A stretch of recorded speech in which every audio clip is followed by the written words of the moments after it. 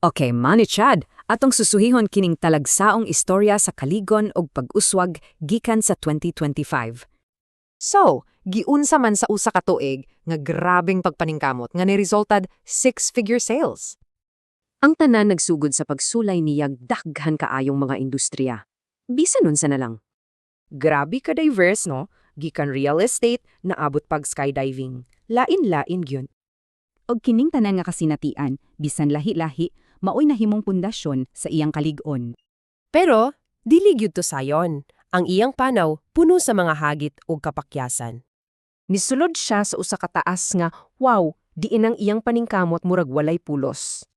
Tanawa ra gud ning mga numero, bisan sa iyang kakugi, gamay ra kaayo ang sales. Usahay, ang komisyon niya sa tibuok adlo. Pipila lang ka dolyar. Imagine na mo. Unya, sa dihang hilom na kaayo ang tanan, kalit lang nausab pag-abot sa Nobyembre.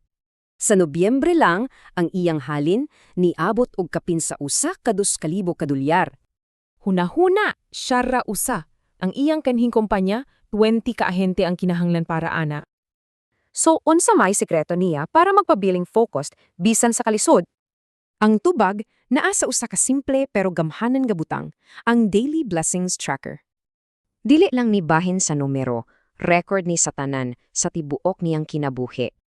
Kini ang upat ka importanteng butang. Itrak ang tanan, dako man o gamay. Mao nga, ang tracker, puno sa gagmayng butang gawa sa trabaho. Mga butang nga importante. Mauni ang nagpapabilin pintadyo niya nga grounded, focused, ug aligned sa iyang mga tumong. Ang tanan niyang kasinayatan, gikan sa kalisod hangtod sa kalipay, maoy naghulma niya.